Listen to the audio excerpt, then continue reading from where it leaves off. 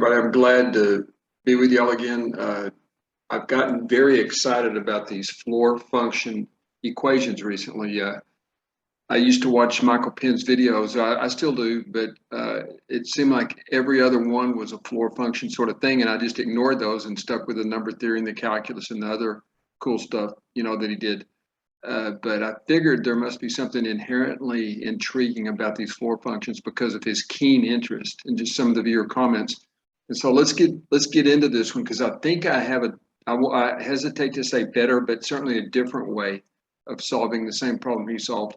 It does not involve completing the square, but we will see how it goes and what you guys think.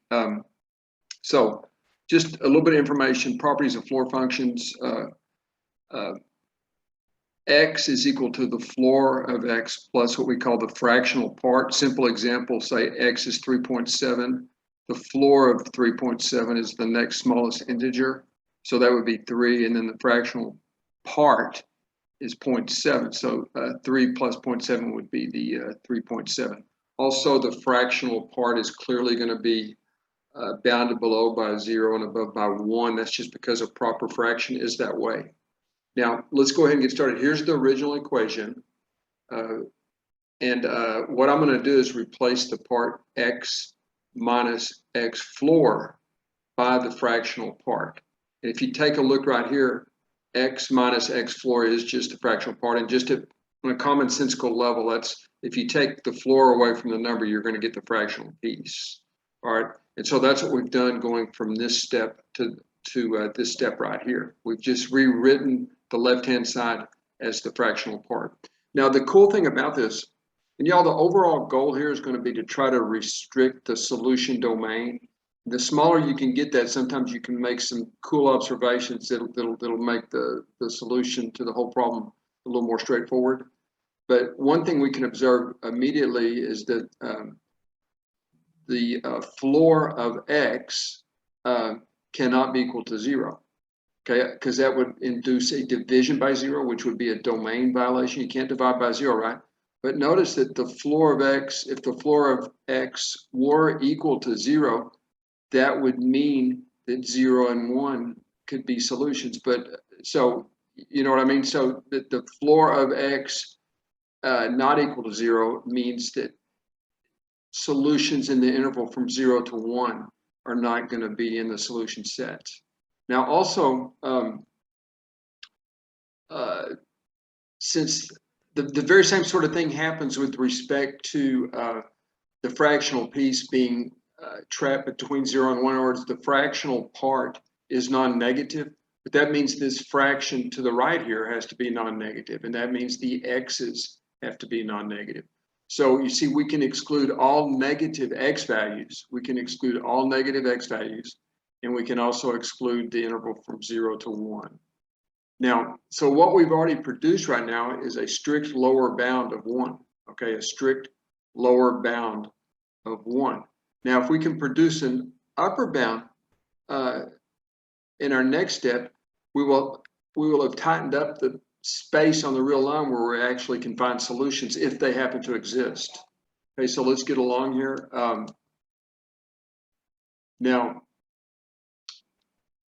All right, now from this step right here, ladies and gentlemen, I left out the algebra, but 1 over 1 plus x plus 1 over x floor algebraically just simplifies to this. And that's a pretty straightforward process here.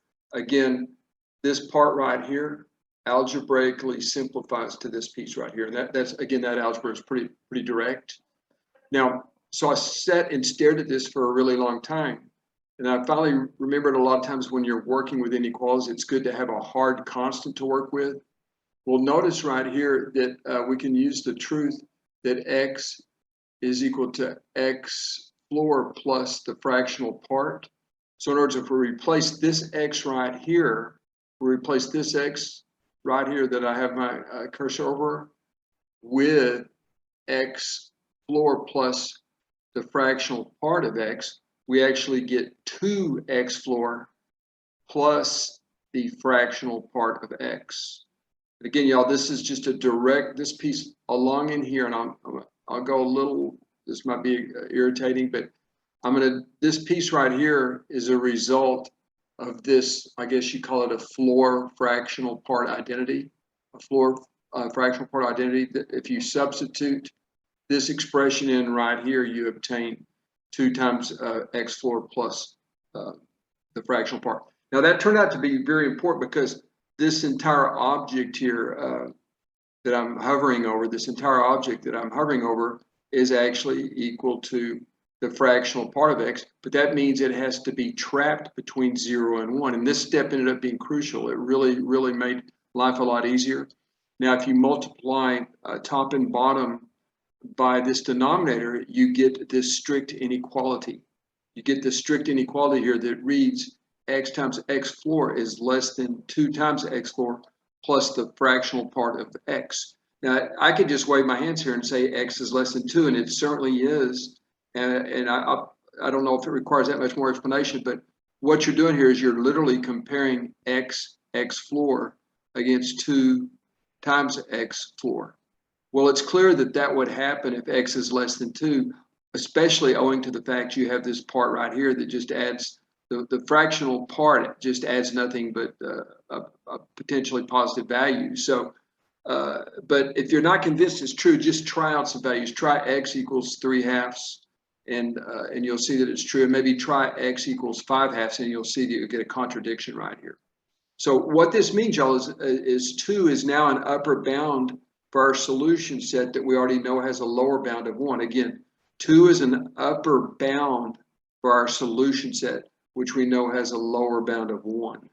And so that's why we wrote down the statement right here. So if, and again, y'all, we don't even know if there's a solution, but if there is a solution, it has to be a member of the interval 1, 2, meaning x has to be trapped below by 1 and above by 2, 1 being the lower bound, 2 being the upper bound.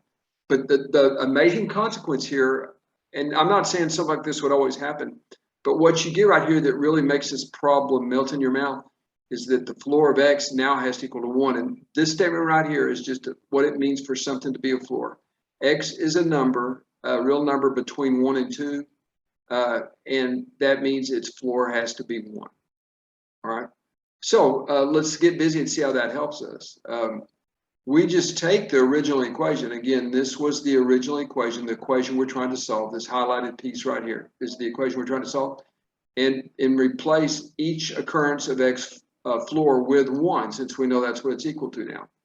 And so you get just a very easy, I won't call it particularly easy, but you get a fairly straightforward quadratic equation. This is a complex fraction right here. I multiply top and bottom by x to get x minus 1 is equal to this. This reduces down or simplifies down to a quadratic equation, x squared minus x minus 1 equals 0. Now it turns out this is kind of a famous result. The solution to this quadratic turns out to be something called the golden ratio, 1 plus root 5 over 2. And I think that has some sort of aesthetic value. Like I think the Greek Parthenon maybe was made in a rectangular form where the rectangle was, there was some similarity between the rectangles that involved this golden ratio. Now, I'm not particularly interested in that. I'm just interested in the fact that 1 plus root 5 over 2 is our only solution. We would technically have 2 different solutions, but notice that 1 minus root 5 over 2 is less than 0, which is not in our solution restricted domain.